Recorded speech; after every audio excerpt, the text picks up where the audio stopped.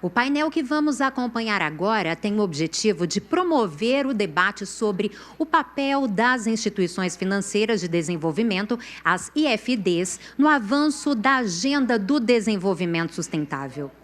Pois é, este painel terá duração de 60 minutos. Para compor o time de especialistas que vai debater esse assunto, nós convidamos Luiz Auazu Pereira da Silva, vice-diretor-geral do Bank for International Settlements, que vai participar conosco de forma remota, online. Também Alexandre Staff Varela, chefe do Escritório Regional para a América Latina do Banco Europeu de Investimento, que estará presente aqui conosco nos nossos estúdios da BDE. Paloma Caseiro, diretora do Banco Mundial para o Brasil, também de forma online. E Adama Marico, vice-presidente executivo de Estratégia, Parcerias e Comunicação da AFD e secretário-geral do Finance in Common, que vai estar presente aqui nos estúdios também. A moderação fica a cargo do presidente da Desenvolve SP, Sérgio Suchodolski, que agora convido todos, por gentileza, para virem até aqui ao palco, para então iniciarmos as nossas atividades. Por favor. Obrigado, boa tarde a todos. Espero que estejam aproveitando a programação e os debates de alto nível que a Associação Brasileira de Desenvolvimento está promovendo aí no dia de hoje.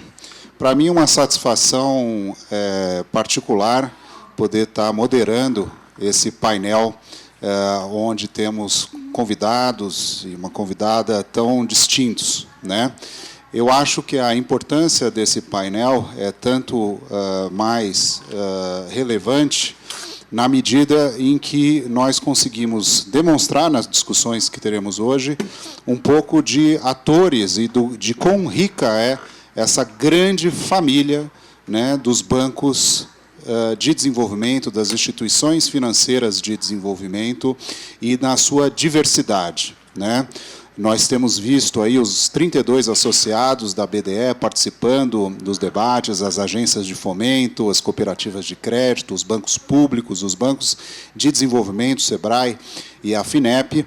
E nós temos aqui alguns dos participantes que têm um papel chave nas suas instituições, sobretudo aí pela característica de sua atuação, né? Nós temos aí como nosso primeiro palestrante o Luiz Auazu Pereira da Silva, foi diretor do Banco Central, já há muitos anos numa posição chave no Banco de Basileia, né, que é o banco central dos bancos centrais, portanto, trabalhando com todos os reguladores em novas agendas ligadas ao desenvolvimento sustentável, ao financiamento climático, às finanças verdes, uma pessoa que participa dos grandes debates internacionais. Temos a Paloma, que representa o Banco Mundial, talvez a grande referência de instituição financeira de desenvolvimento, nascido no finalzinho da Segunda Guerra Mundial e até hoje talvez o grande pai dos bancos de desenvolvimento. Temos o Alexandre Varela, que representa o Banco Europeu de Investimento, é brasileiro também. Todos nós que tivemos operações com o Banco Europeu de Investimento conhecemos bastante o Alexandre e agora está como chefe do escritório regional, lembrando que o Banco Europeu de Investimento é o maior banco multilateral do mundo, do ponto de vista dos seus desembolsos e ativos. E, por fim, o Adama Marico, que é um grande amigo pessoal, funcionário de carreira da Agência Francesa de Desenvolvimento, já serviu em vários postos regionais em diferentes países, representando a Agência Francesa de Desenvolvimento, e o Adama hoje é o secretário-geral do Finance in Common Summit.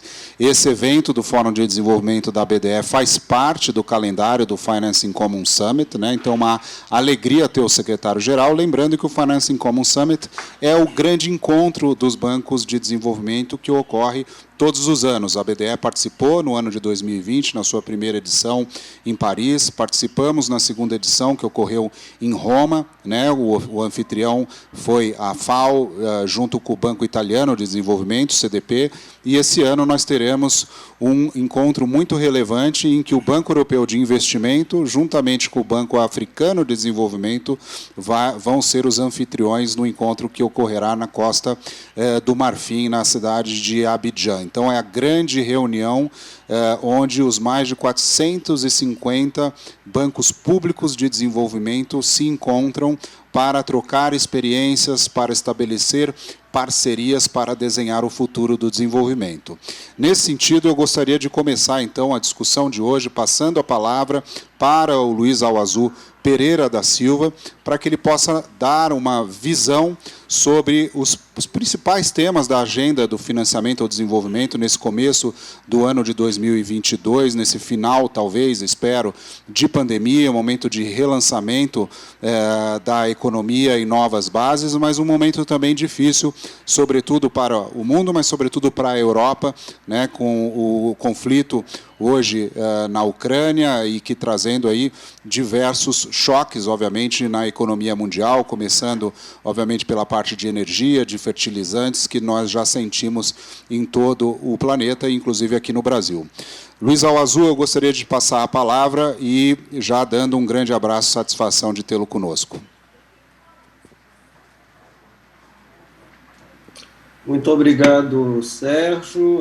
Boa tarde a todos. Boa tarde, Alexandre. Boa tarde, Paloma. Boa tarde, Adama e a todos os que estão participando desse painel. A grande honra estar com vocês e poder começar a nossa reflexão sobre essa importância das instituições financeiras, os bancos de desenvolvimento, para uma agenda de transição para a neutralidade carbono.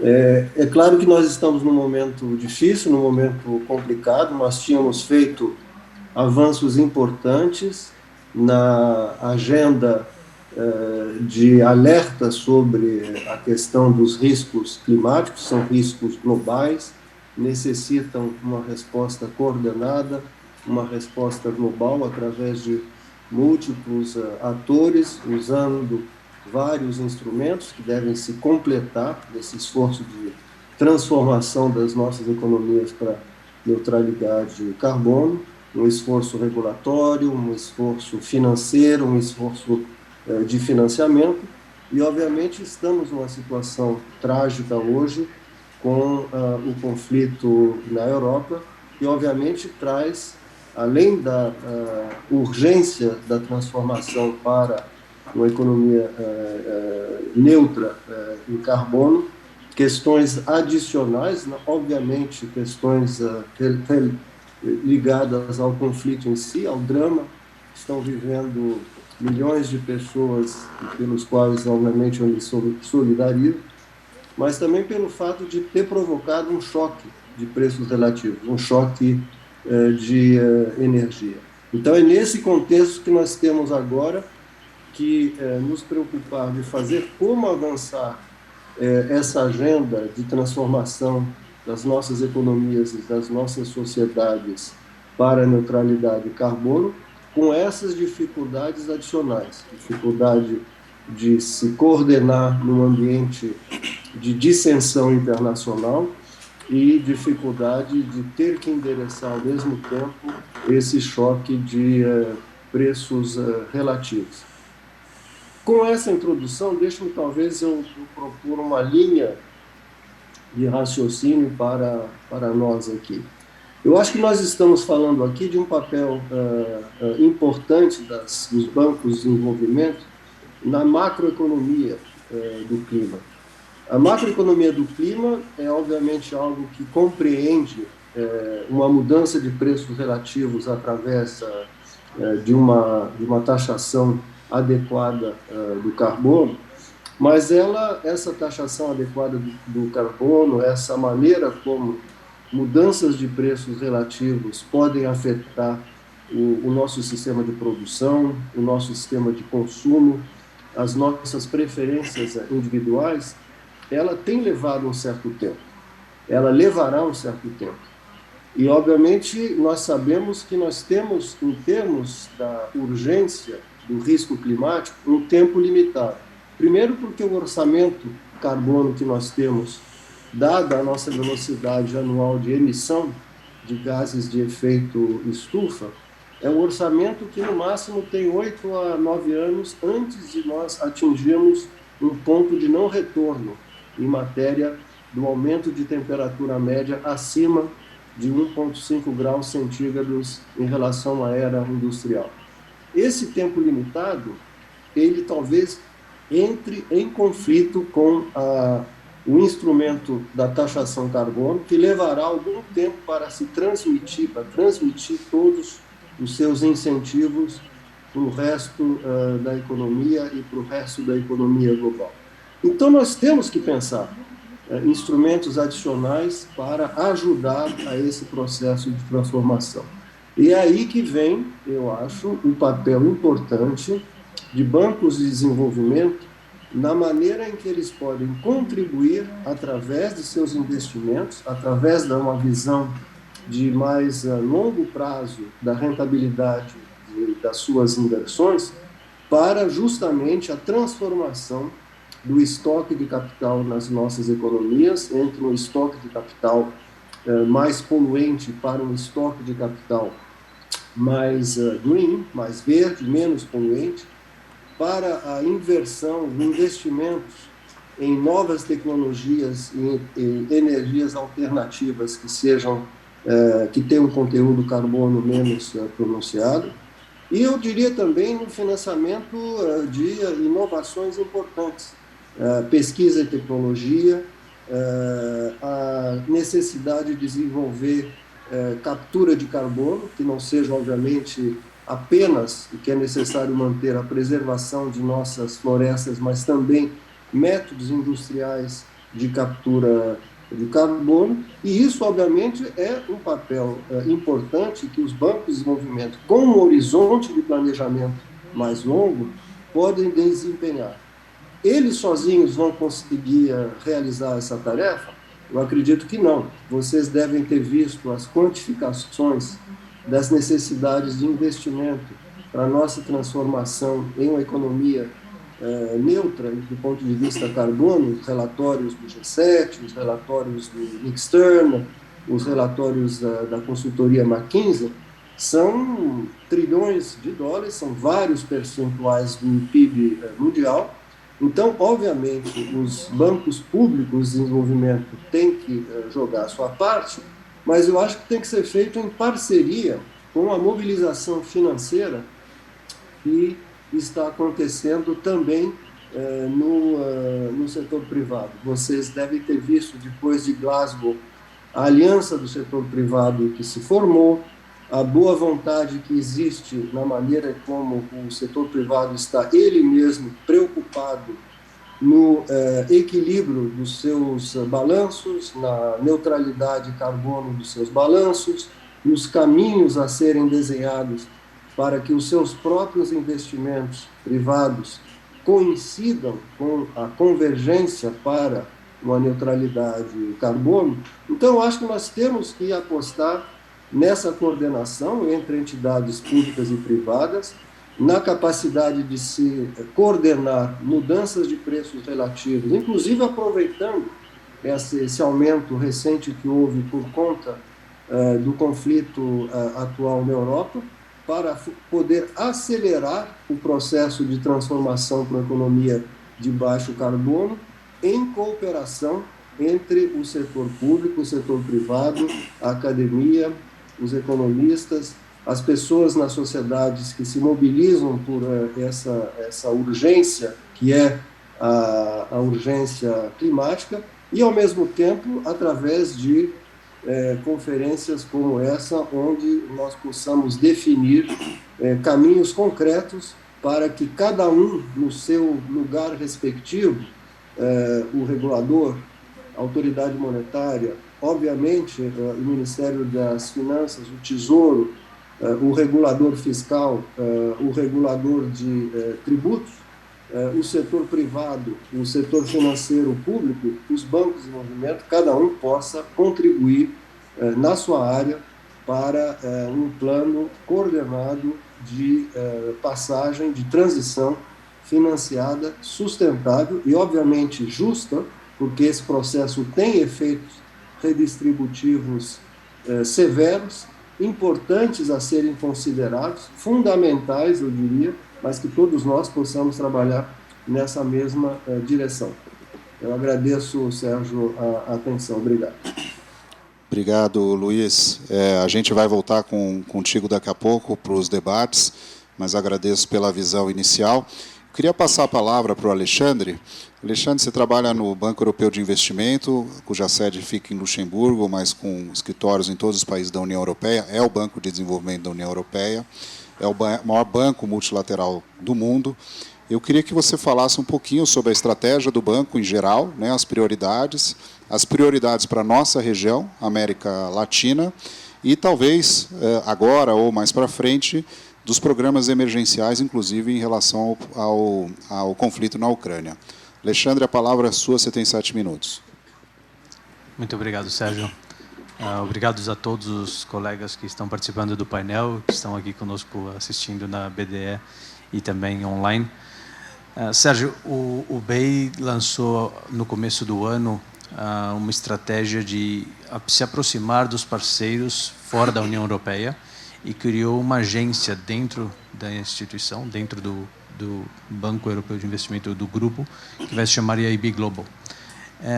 O objetivo da criação dessa agência é principalmente conseguir mobilizar e, juntamente com a Comissão Europeia e com outras agências bilaterais europeias, como a FD e o KfW, no espírito que dentro da União Europeia se chama agora de Team Europe, da Equipe Europa, mobilizar os recursos que a União Europeia e seus diversos agentes têm para patrocinar ou promover o desenvolvimento sustentável na região, não só na América Latina, mas também na África, no Caribe, na Ásia e no Pacífico. Dentro dessa estratégia está aproximar as equipes do banco, que você, como mencionou, estão em Luxemburgo, mas aproximar as necessidades locais. Então, vai haver um redesenho de como estarão distribuídas essas equipes, possivelmente com a criação de hubs regionais, tanto para todas essas regiões que eu mencionei. Isso vai fazer com que o banco tenha maior proximidade dos seus clientes para entender melhor as necessidades e como a gente vai poder cooperar com os nossos interlocutores, os nossos stakeholders na região. A prioridade do banco vai seguir na toada do clima. Climate Action vai seguir sendo a prioridade que o banco tem. Da União Europeia, isso é entendido como o ativo comum que todos nós teríamos que estar trabalhando. Como comentou o Luiz, isso vai contribuir para que projetos que promovam essa transição energética tão importante possam começar a sair do papel em velocidade mais acelerada, dado que realmente estamos nos aproximando cada vez mais desse limite de 1,5%, de 1,5 grau que nós não queremos, porque não sabemos quais são as consequências dali para frente.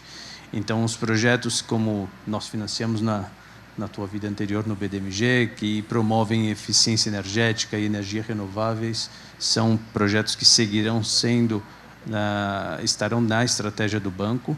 Também vamos continuar com projetos de água e saneamento, que no Brasil e em outros países da América Latina a gente tem financiado. Uma outra parte que também o banco tem muita expertise são os transportes urbanos. A gente financiou praticamente sistema de metrôs em quase todas as capitais da América Latina, ou trens urbanos. Isso é uma característica do financiamento do BEI que vai continuar. E também a parte dos financiamentos com multilaterais ou bancos de desenvolvimento regionais que utilizam os recursos do banco para levar a pequenas e médias empresas e que tenham também um componente climático nessas operações. Uma outra parte que a gente também tem desenvolvido, e a gente fez uma operação muito interessante há 2 anos atrás, justo quando começou a pandemia, foi uma operação com o Banco do Nordeste, que tem um foco também de gênero, bastante importante, uma operação que ajudou a dar liquidez a micro e pequenas empresas, num momento tão difícil que foi quando a pandemia começou a atingir, e muitas dessas contrapartidas ficaram sem recursos e o banco teve ali para apoiar esse tipo de operação.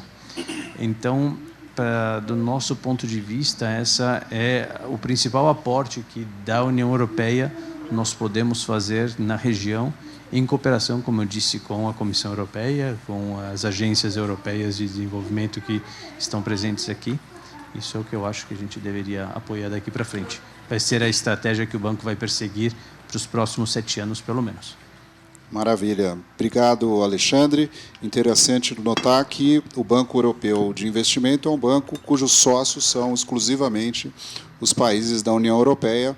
O Brasil não é sócio, mas ele atua na nossa região, no nosso país, nos países vizinhos, tem um mandato aí de parcerias muito relevantes. Eu queria agora passar a palavra para a Paloma Caseiro, ela é diretora do Banco Mundial para o Brasil, representa o Grupo Banco Mundial no Brasil. Paloma, acho que é sempre importante a gente revisitar o nome do Banco Mundial. Banco Internacional de Reconstrução e Desenvolvimento, né? É um nome muito simbólico e que remete à própria origem do banco, faz parte das instituições de Bretton Woods, né? Os acordos que ocorreram na cidade de Bretton Woods no final da Segunda Guerra Mundial para criar um novo sistema financeiro econômico mundial. O FMI é um dos outros pilares, na época também o GATT, né, até na verdade a Organização Internacional do Comércio, que não veio a existir, mas deu origem ao GATT, e depois, posteriormente, a Organização Mundial do Comércio em décadas mais recentes. Mas eu faço essa menção porque o Banco Mundial foi criado no momento em que o mundo estava destruído pela guerra, pela Segunda Guerra Mundial.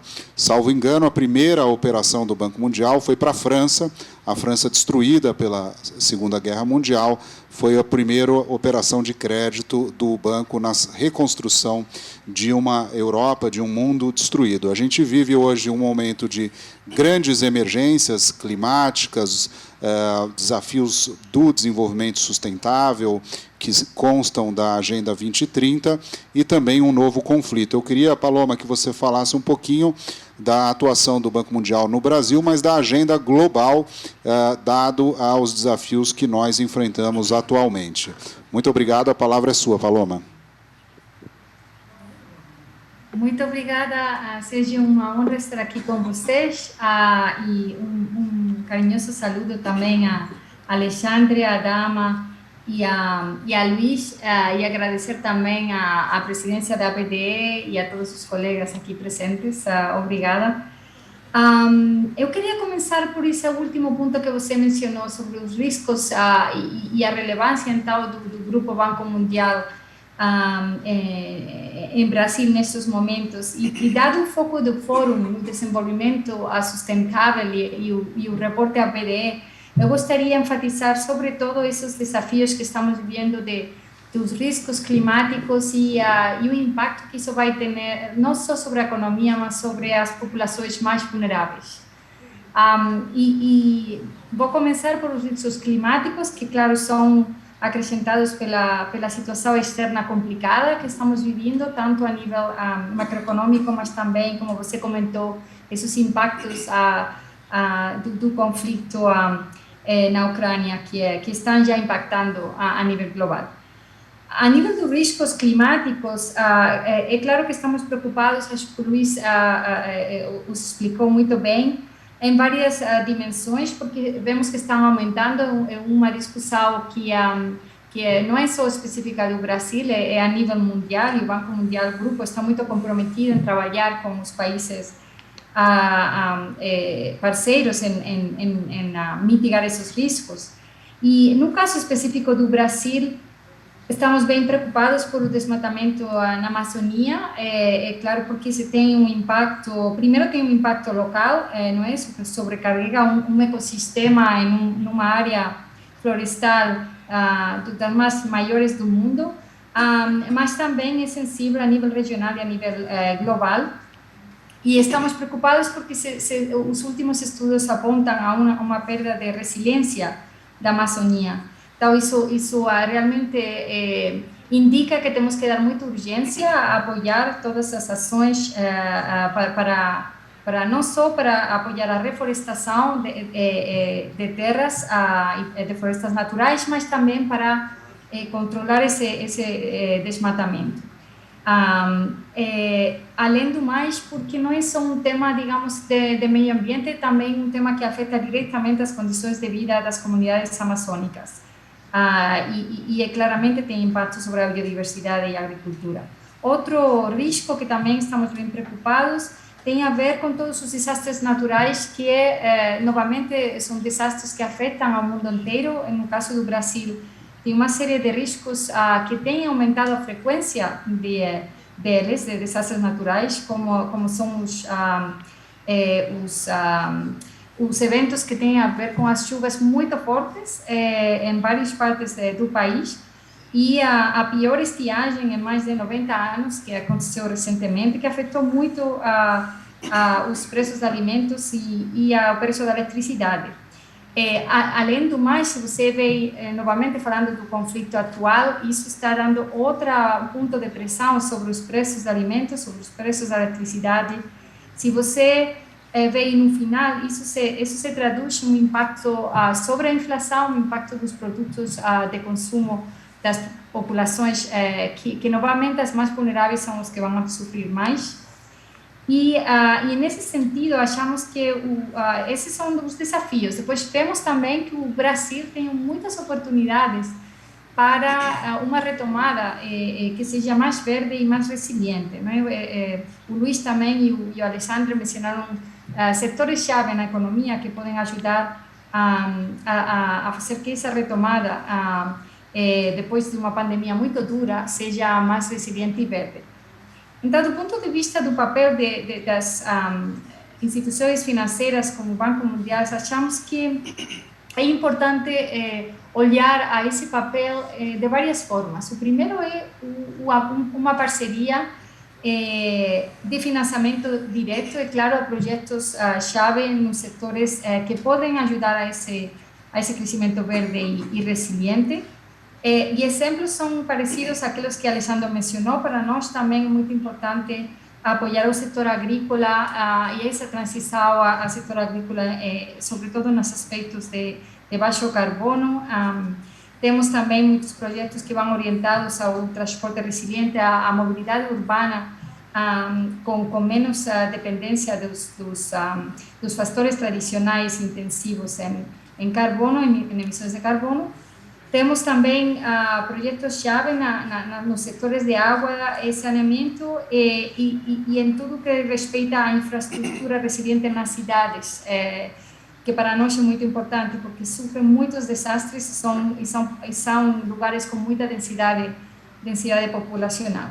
Vemos também muita oportunidade na área de financiamento verde. O setor financeiro em Brasil, e vemos também um papel chave que o Banco Central está tendo como pioneiro nessa área e tantas oportunidades que tem o mercado financeiro em realmente apoiar essa transição climática.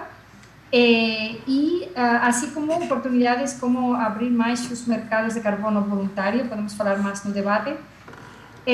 Então, queria falar que isso é um papel importante inicial, que é tudo que seja financiamento direto com projetos de impacto nesses setores-chave.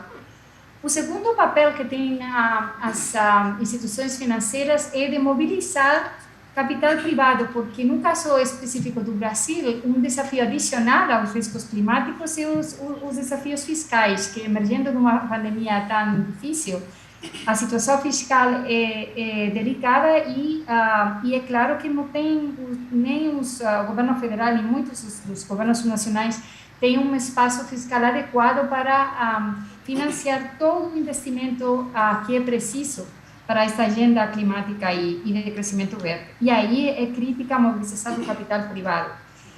Então, parte do Grupo Banco Mundial, você mencionou o BIRD, Sérgio, eu queria mencionar também o grupo, somos um grupo que temos também a Corporação Financeira e a Amiga, que podemos ajudar a mobilizar esse capital privado para esses setores importantes e alavancar também financiamentos de longo prazo. Muitas das áreas que mencionei de financiamento climático têm vários desafios. Um deles é de não ter suficiente financiamento a longo prazo para investimentos nessa área. E outra parte importante que o Grupo Banco Mundial pode apoiar em conjunto e em parceria com as entidades, com os outros parceiros multilaterais e bilaterais e o governo de Brasil, é catalisar inovações e dar credibilidade e transparência a critérios que os investidores estão precisando. Por exemplo, na área de financiamento verde, achamos que as oportunidades estão aí, mas muitas delas estão latentes, porque está faltando uma harmonização de critérios para distinguir, para diferenciar a qualidade, por exemplo, dos créditos de carbono, ou para diferenciar esses investimentos que sejam realmente verdes. E muitos desses esforços passam por ter uma credibilidade desse quadro, desses critérios, né, de taxonomias verdes, mas além disso, vai fundamentalmente a essas mudanças no modelo de negócios de muitas das empresas.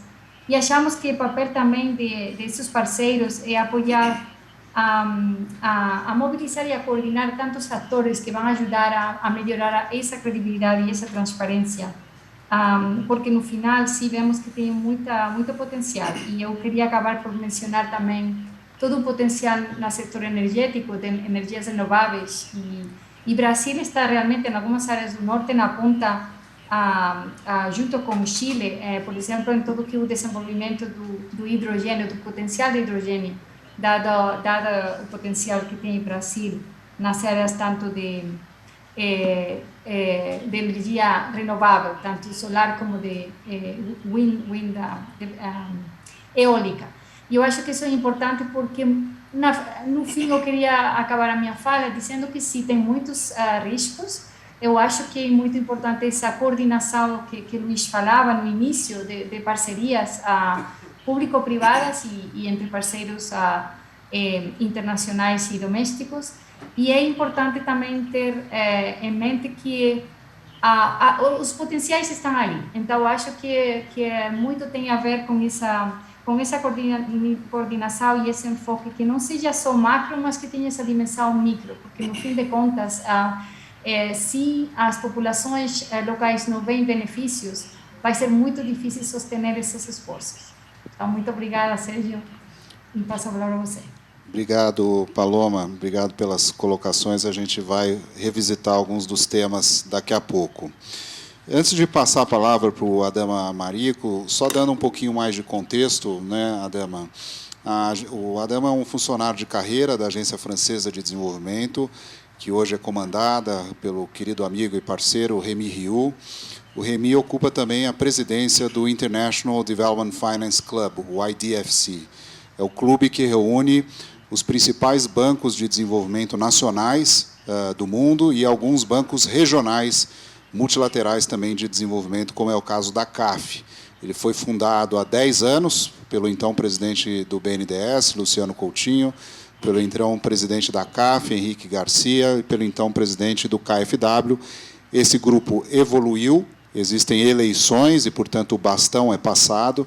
E, no âmbito da presidência da Agência Francesa de Desenvolvimento, se criou essa grande conferência que é o Financing Common Summit. Hoje é uma realidade, é um marco no calendário anual das instituições financeiras de desenvolvimento, e o Adama é o secretário-geral do Financing Common Summit. No âmbito da BDE, a BDE tem participado das 2 edições, inclusive com uma sessão dedicada aos bancos subnacionais de desenvolvimento, né? Tive a oportunidade de liderar um dos high-level panels em 2020, em 2021, espero que a gente esteja presente também em 2022, e junto com o Rémi Rioux nós lançamos também a Aliança dos Bancos Subnacionais de Desenvolvimento da América Latina e do Caribe, que hoje reúne mais de 200 profissionais em toda a zona e que trata justamente de compartilhar experiências e soluções e programas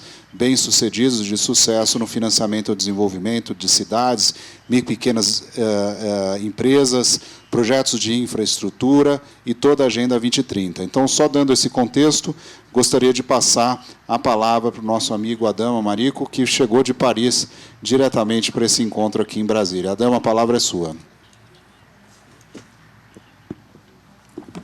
Thank you very much, Sergio. Muito obrigado, Sérgio, vou falar em inglês. Talvez na próxima vez eu tente falar um pouco de português. Eu estou muito feliz de estar aqui. Muito obrigado por essa perspectiva e esse contexto que você nos deu. Então, o Finance in Common é um novo player. Foi fundado há 2 anos por bancos públicos de desenvolvimento que já estão em existência há bastante tempo. Como você mencionou, o Banco Mundial foi fundado logo após a Segunda Guerra. Então, isso já faz 70 anos e a Agência Francesa de Desenvolvimento acaba de celebrar seu aniversário de 80 anos. Então, esses bancos de desenvolvimento já existem há algum tempo, financiando políticas públicas, ajudando os estados a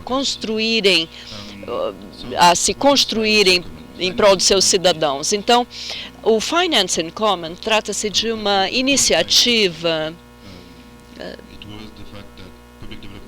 que resultou do fato dos bancos de desenvolvimento olharem para si mesmos e decidirem juntar esforços e se comprometerem com a solução de um grande problema, como financiar todas as atividades e financiamentos em cumprimento dos ODS e da Agenda 2030. Isso pode parecer uma utopia, mas é claro que a crise da Covid demonstrou a todos que já era chegada a hora dos bancos de desenvolvimento juntarem seus esforços, não importa seu porte, sejam pequenos ou grandes. Então, eu tenho aqui na verdade, nós vemos diferentes cores, diferentes tamanhos, e tudo isso significa que os bancos públicos podem estar localizados em diferentes regiões, podem envolver empresas de milhões de dólares, enfim, mas todos estão se movendo na mesma direção, não importa o seu tamanho. O que importa é o fato de que temos que enfrentar desafios e encontrar soluções para os nossos governos. Como fazer isso? Bancos públicos de desenvolvimento, como eu disse, não apenas realizam cúpulas, né? Nós temos que trabalhar, temos que mostrar o nosso trabalho. Não se trata apenas de advocacy e influência. É importante dar acesso aos bancos pequenos e bancos de desenvolvimento nacionais nos fóruns internacionais, na discussão internacional. Esse foi o primeiro passo. E o Finance in Common reúne 530 bancos de todas as partes do mundo. Isso é muito. E é claro que há diferentes modalidades de bancos. Alguns têm foco apenas no trabalho na ponta, outros realizam atividades internacionais. Mas só para trazer alguns números, 90% das instituições financeiras mencionadas trabalham em nível nacional, apenas 10 realizam atividades internacionais. Então, isso é muito importante que mantenhamos esses números em mente, porque ao falar de desenvolvimento, alguns de nós que trabalhamos em organizações internacionais, geralmente pensamos em termos de norte e sul, mas não se trata apenas de hemisfério norte e hemisfério sul. Primeiro, bancos de desenvolvimento são criados em seus territórios nacionais para fomentar o desenvolvimento em nível nacional. Então, os bancos, quando eles colaboram uns com os outros, abrem espaço, abrindo espaço, por exemplo, para bancos na Ásia, na África. Esses bancos nem sempre conseguem acessar os fóruns internacionais, mas através do Finance in Common, eles ganham esse acesso ao G20 ou à agência da ONU, trazendo as suas questões para esses fóruns internacionais. Então, no primeiro ano, o Finance in Common organizou a primeira cúpula em Paris, e com 450 bancos naquela ocasião. Então, esse número é baseado em uma pesquisa. Então, nós assinamos uma declaração conjunta na ocasião. Foi assinado por todas as redes regionais, incluindo a LIDE e redes da África, da Europa, da Ásia.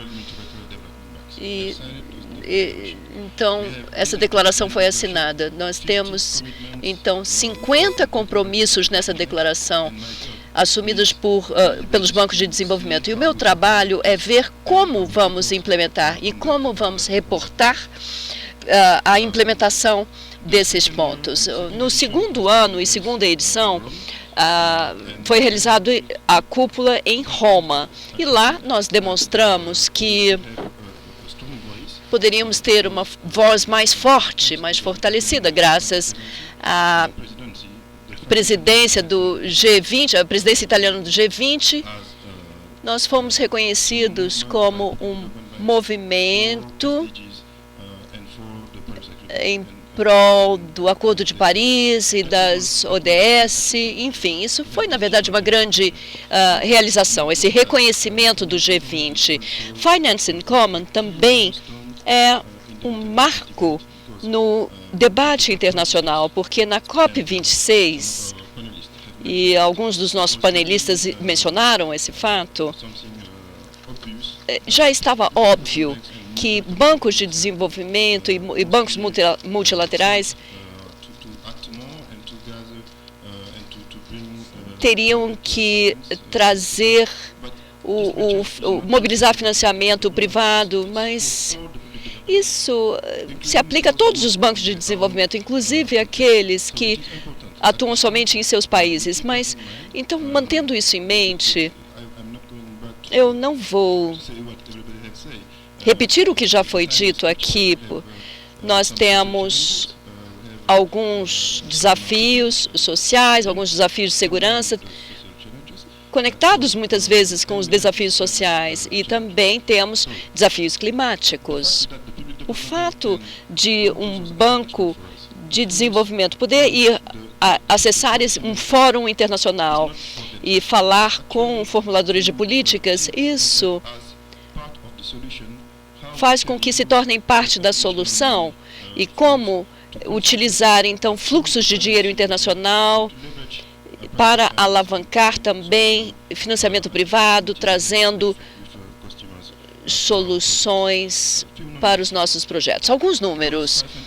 Dos 530 bancos, eles representam mais de 20 trilhões de balanço. E a cada ano eles trazem 2,5 trilhões de novo investimento no mundo. E se nós olharmos para esses números, podemos nos perguntar por que ainda existe pobreza? Como? Claro, esses números podem parecer imensos, mas ainda assim não é tanto, porque são entre 12% a 15% do investimento internacional do mundo. O resto vem do setor privado e dos orçamentos estatais. Mas o que nós notamos é que durante a Covid, a superfície fiscal dos estados, enfim, os bancos então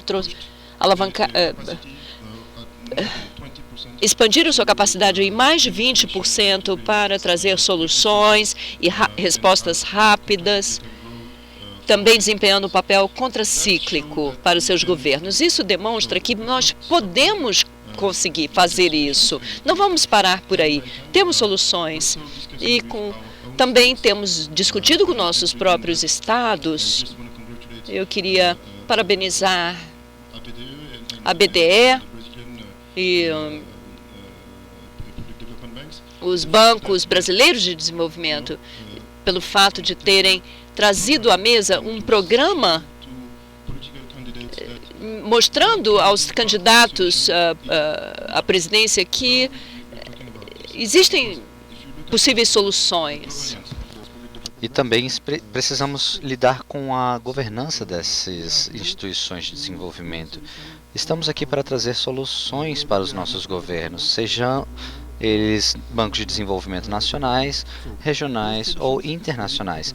Então essas soluções são muito importantes para que foquemos no que realmente importa para as pessoas. Para concluir, quando eu falo sobre aqueles grandes números, não devemos nos enganar, nos deixar enganar.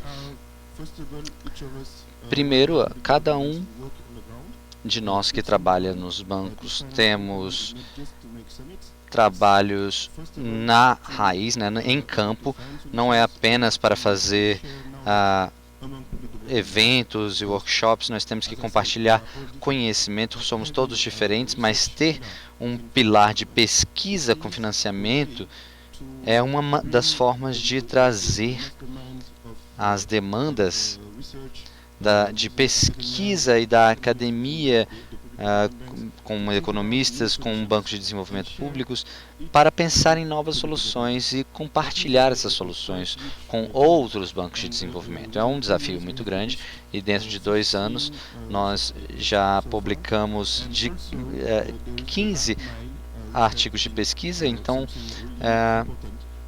um aspecto muito importante do trabalho que é onde temos parte deste trabalho de transformar o ecossistema localmente, que é o que tenho visto até agora com a BDE e é uma das funções da BDE também. Então, integrando esses processos de capacitação e compartilhando aí a capacitação, os resultados da capacitação com outros bancos de desenvolvimento. E é por isso que eu gosto muito de ver que a BDE tem trazido a oportunidade de compartilhamento dessa capacitação e para que outras instituições possam pensar nesses processos, para que compartilhemos a carga de construir um ecossistema forte de bancos de desenvolvimento, levando em consideração o que realmente importa para as pessoas. Eu teria muitas outras coisas para dizer, mas vou deixar para um momento posterior. A gente vai passar agora a parte dos debates, mas acho que é importante frisar um ponto que o Adama colocou bem. Primeiramente, o espaço de dar voz a essas instituições financeiras de desenvolvimento de vários países, de várias regiões, e é o exercício que nós estamos fazendo hoje também, nesses 2 dias, hoje e amanhã, com a presença dos 32 associados da BDE, com a presença nacional. Nós temos agências de fomento desde o extremo norte, em Roraima, Amapá, até bancos de desenvolvimento, agências de fomento, cooperativas de crédito, né, bancos públicos espalhados por todo o Brasil. E a BDE dá voz, mas também traz as lições aprendidas no terreno. São programas de microcrédito, são programas para micro e pequenas empresas, médias, grandes empresas, grandes projetos de infraestrutura, pequenos projetos de infraestrutura, financiamento à inovação, financiamento às cidades, municípios de maneira inovadora. Então, de fato, como você bem colocou, Adama, essas são instituições não só de crédito, de equity, de estruturação de projetos, mas são instituições de conhecimento. Um conhecimento que nós buscamos, através do esforço conjunto dos associados, transformar e consolidar nas propostas, no diagnóstico e nas missões que estão no documento, né, de mais de 40 páginas, o Plano ABDE 2030, que eu espero que todos possam ter acesso. Nesse contexto, eu queria voltar com o Luiz Awazu. Luiz, o Banco de Basileia, o Banco Central dos bancos centrais, em contato direto com vários stakeholders, eu tenho acompanhado a sua atuação já há bastante tempo, né?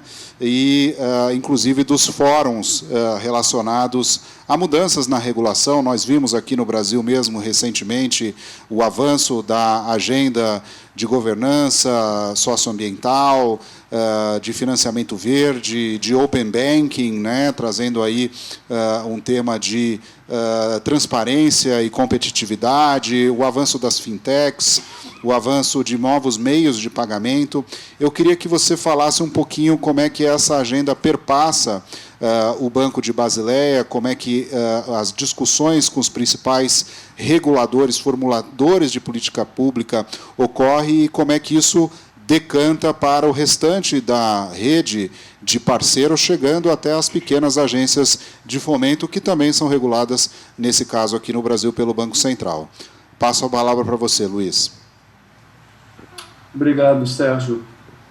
A inovação no setor financeiro tem um papel muito importante para melhorar os instrumentos de avaliação do risco de crédito e também para favorecer a agenda do financiamento verde. As duas coisas vão juntas. Com as novas tecnologias, com a identidade digital, com a identificação de plataformas comuns de atuação, vai ser muito mais fácil se outorgar crédito de uma maneira mais específica, mais focada, avaliando melhor o conteúdo verde do instrumento financeiro, melhorando a taxonomia, fazendo que o investidor tenha muito mais clareza do que ele está investindo, em que ele está investindo. Então, isso é um dos trabalhos que nós temos feito aqui no BIS, com a criação do nosso Innovation Hub. Nós temos vários projetos que vão desenvolver novas tecnologias que vão, ao mesmo tempo, favorecer o microcrédito, favorecer a focalização, a melhor focalização e, ao mesmo tempo, favorecer a melhora da avaliação do risco e, ao mesmo tempo, o financiamento verde. Nós temos lançado também aqui no BIS para bancos centrais que desejem investir em instrumentos de conteúdo mais verde, produtos justamente para atender às suas necessidades. Mas eu queria voltar só rapidamente a um dos temas que você evocou no começo, que é o efeito do conflito da Europa sobre o que nós todos fazemos. E é claro que é com muita tristeza que a gente evoca o termo guerra, que é sempre, em qualquer circunstância, uma tragédia. Mas eu acho que a gente precisa ter consciência que isso pode nos levar a dois tipos de cenários extremos, né? Um dos cenários extremos, vocês já tocaram em algumas das consequências disso, em termos de inflação, de preços de alimento, de volatilidade financeira, de volatilidade maior, mas certamente de alta dos preços de energia de origem fóssil, talvez um cenário onde cada um caminhe para um protecionismo maior, cada um caminhe para um certo desejo imediato de independência energética. O conflito na Europa fez entrar a questão energética, sobretudo na Europa, em questões de segurança nacional. E isso pode ser encaminhado de uma maneira onde esse protecionismo, essa maneira de tentar resolver os problemas de uma maneira bastante emergencial, possa levar a decisões onde você coloque como objetivo secundário a questão da luta contra a mudança climática e contra o aquecimento global. Eu diria que é um cenário compreensível, é um cenário onde nós temos que entender a maneira como a agenda de segurança nacional vai se misturar hoje com a agenda de independência energética e a agenda de sustentabilidade e de luta contra os efeitos do aquecimento global. Mas eu acho que a gente pode ter também a esperança que, apesar disso, pode haver também um outro cenário.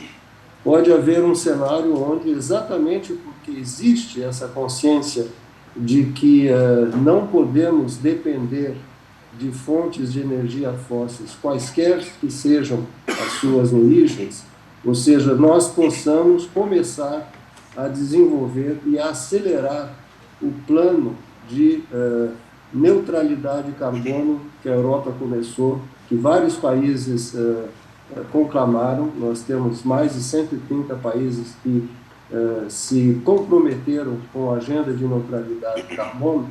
Então, talvez essa maneira brutal, como está sendo colocada a questão da independência energética na Europa, possa também servir de alerta para que nós todos, coletivamente, possamos raciocinar numa aceleração da agenda de transformação e de transição das nossas sociedades, dos nossos sistemas produtivos, para uma menor dependência à energia fósseis. Não só porque nós sabemos que elas são indiretamente ou diretamente motivo de conflito, motivo de dependência, como nós sabemos também, a ciência nos diz isso hoje. O último relatório do IPCC, os últimos relatórios de vários acadêmicos, nós sabemos que essa dependência, de uma maneira geral, é algo que nos levará a perder uma outra guerra. E essa guerra é a guerra contra o aquecimento global, que é uma guerra que está sendo hoje perdida. Hoje, o nosso nível de emissão de gases de efeito estufas não está diminuindo, está aumentando. E isso é uma questão crucial, eu acho, para nós refletirmos sobre como nós podemos trabalhar, obviamente, para resolver os graves conflitos que estão acontecendo hoje no mundo, mas que nós possamos também juntar a essa agenda, uma agenda que está sendo desenvolvida por todos nós, mas particularmente por vocês, bancos de desenvolvimento, na transformação das nossas sociedades para um sistema produtivo de neutralidade de carbono e onde possa haver, ao mesmo tempo, uma sustentabilidade ambiental e uma maior justiça social. Eu paro aqui. Obrigado.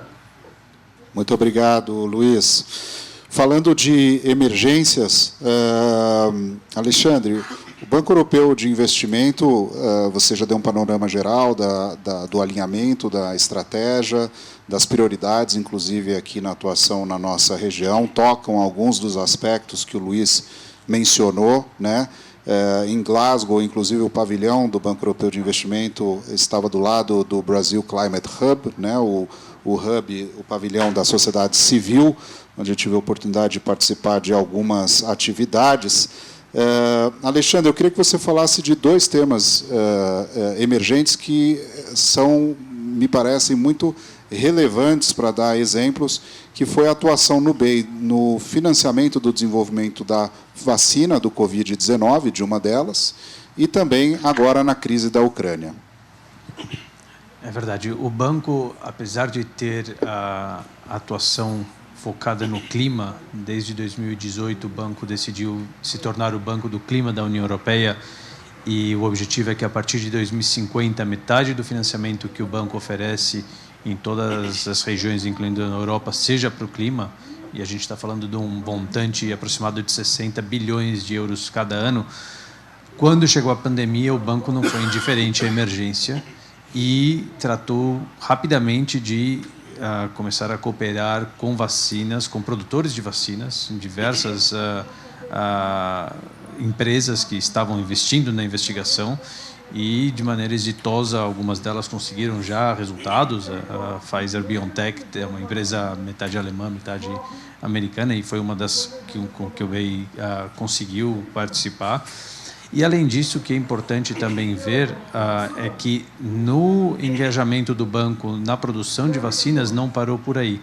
O banco tem uma atividade muito importante na parte agora de descentralização da produção de vacinas, porque a gente percebeu, claro, foi alguma coisa que pegou a todos de surpresa, mas que havia um desbalanceamento onde essas vacinas estavam sendo produzidas e uma demora na distribuição para áreas do planeta. Então, o banco hoje tem uma atuação importante também para criar satélites de produção regionais que possam atender, então, uma série de países. O banco não acredita, e eu participei 2 semanas atrás de um seminário organizado pelo governo mexicano, e o IFC também estava, quer dizer, o Banco Mundial, que a Paloma está aqui também representando, comparte a visão de que não é possível que cada país tenha o seu laboratório para produzir vacinas para o seu país, porque isso vai gerar uma ineficiência muito grande.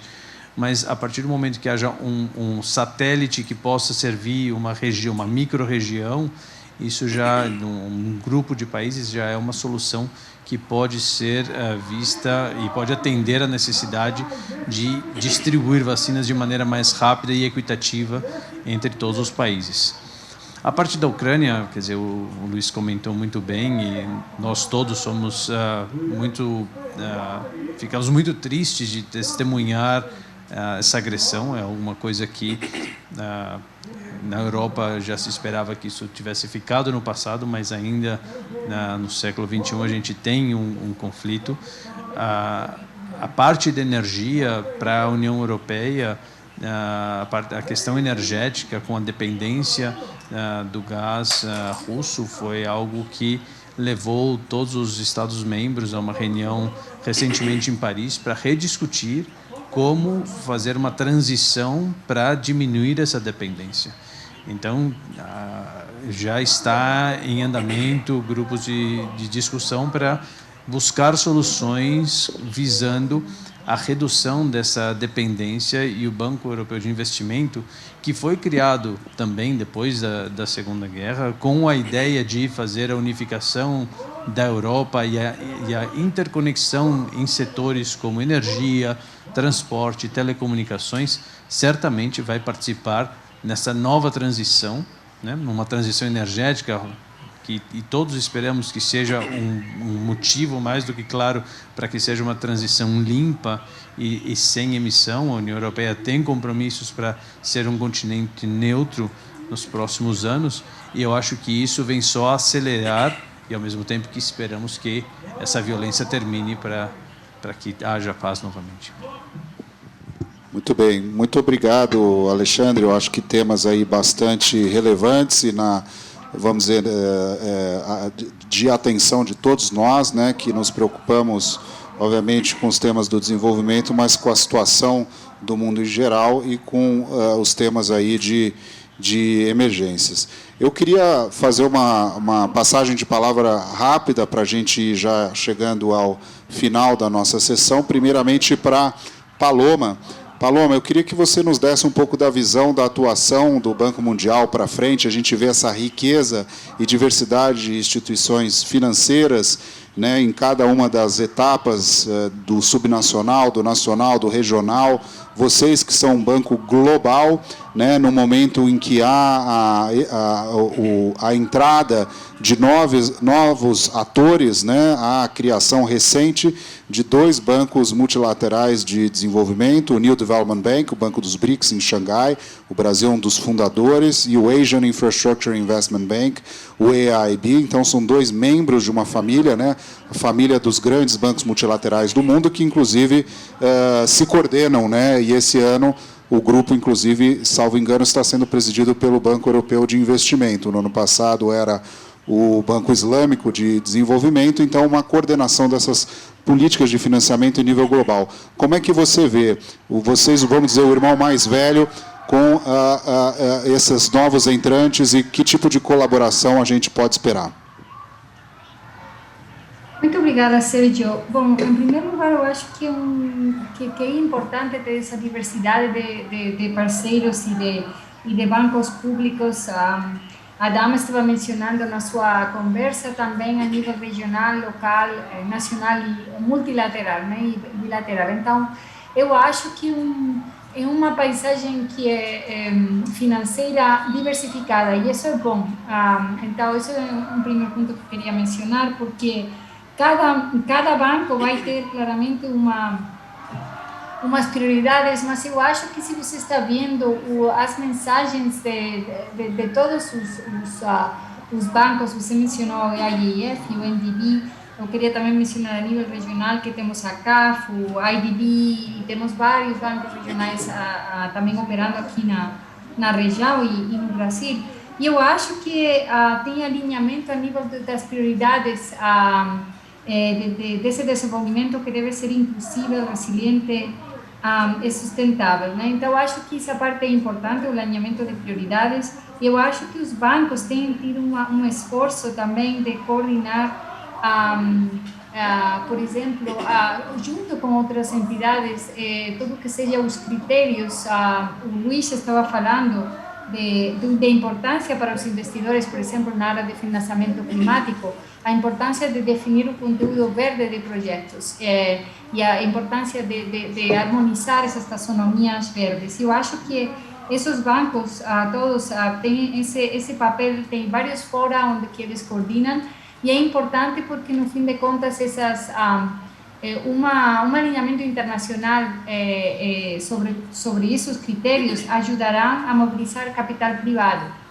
No caso do Brasil, é também muito importante. Eu vejo também que, em vários exemplos, no caso do Brasil, temos visto uma colaboração muito de perto na resposta à Covid. Eu queria mencionar que, na resposta à Covid, todos os bancos aqui presentes coordenaram a grande maioria, o NDB, a CAF, a IDB, o Banco Mundial, a EFT. E para mim foi um bonito exemplo que em parceria com o governo do Brasil, que era importante essa coordenação rápida, ágil, para uma resposta a uma pandemia de tão pouco precedente, né?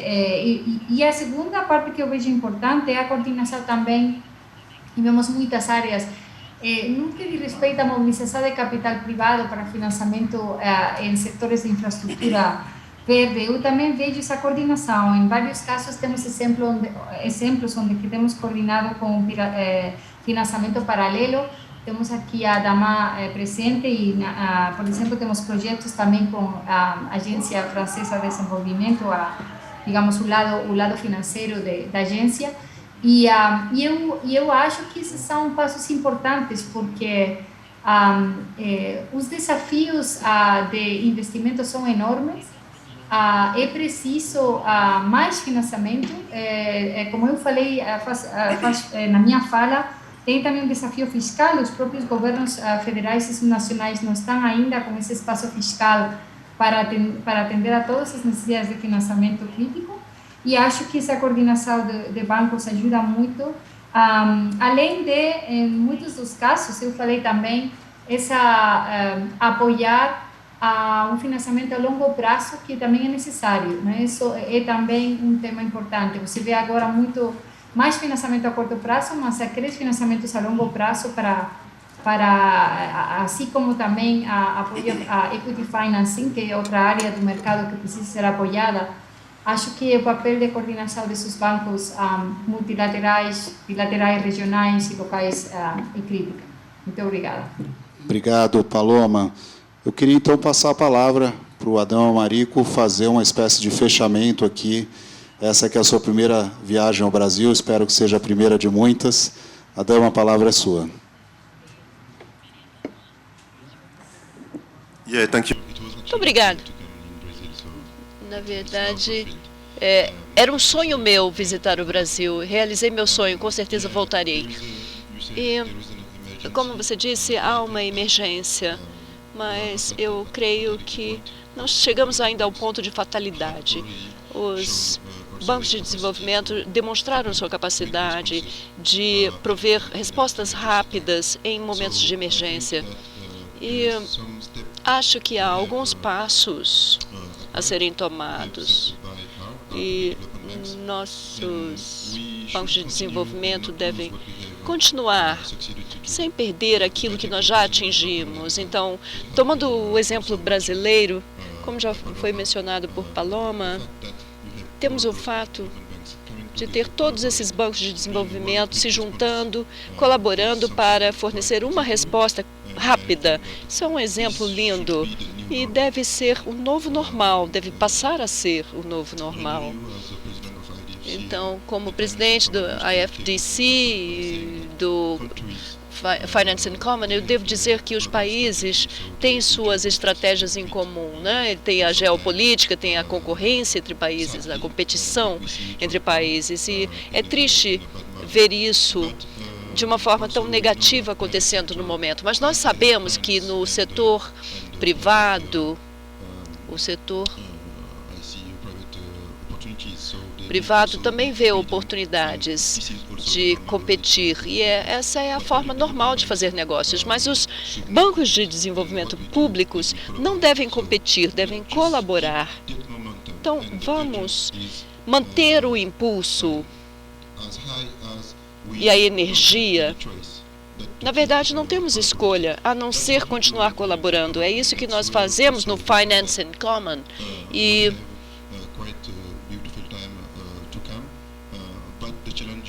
os desafios serão significativos. O fato de mobilizar o setor privado, claro, cada um de nós, como Banco de Desenvolvimento, tem que fazer isso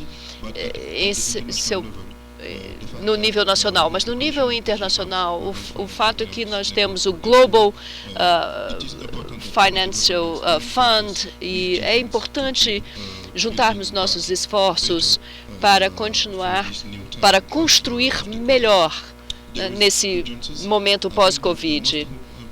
Acho que a maior urgência no momento é o investimento em questões sociais. O investimento social não é um custo, e às vezes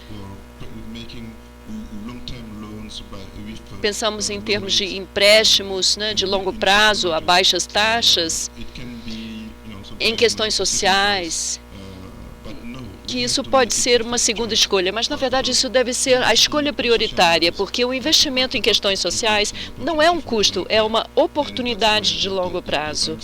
E é aí que os bancos que trabalham nas áreas de educação e saúde são tão importantes. E também temos a importância, a lacuna que nós temos entre capital e o impacto de questões de segurança e questões climáticas. Tudo isso significa que temos que ficar de olho em questões de direitos humanos, trazendo mais paz para esse espaço, garantindo os fluxos financeiros nas economias. Então, teremos o Finance in Common em 2022 e teremos a nossa cúpula, e será a primeira edição foi em Paris, a segunda edição em Roma, e agora muito obrigado aos bancos multilaterais de desenvolvimento que estão organizando nossa próxima cúpula com um tema tão atual. Vamos falar de crescimento verde, recuperação, investimento social, também falaremos sobre vários temas. E deve ser bem interessante para o Brasil vir participar e mostrar o que tem feito. Falaremos de financiamento de cidades e construção de desenvolvimento urbano coerente, bem como a economia azul. Então é importante que o Brasil participe, que a BDE e seus membros venham mostrar tudo que foi realizado aqui no Brasil e o trabalho realizado aqui no Brasil. Fico muito agradecido à BDE pelo seu envolvimento na iniciativa Finance in Common. 20% dos bancos de desenvolvimento do mundo estão localizados aqui na América Latina. 20% é uma porcentagem imensa, e isso mostra que é um excelente lugar para demonstrar essas grandes realizações. Alexandre, com isso a gente encerra esse segundo painel, esperando que o Fórum de Desenvolvimento da BDE também integre o calendário dos eventos, que seja aí talvez uma perna desse circuito internacional de debates, e que possamos, quem sabe, no ano que vem ou em breve, receber uma edição do Finance in Common no Brasil. Muito obrigado.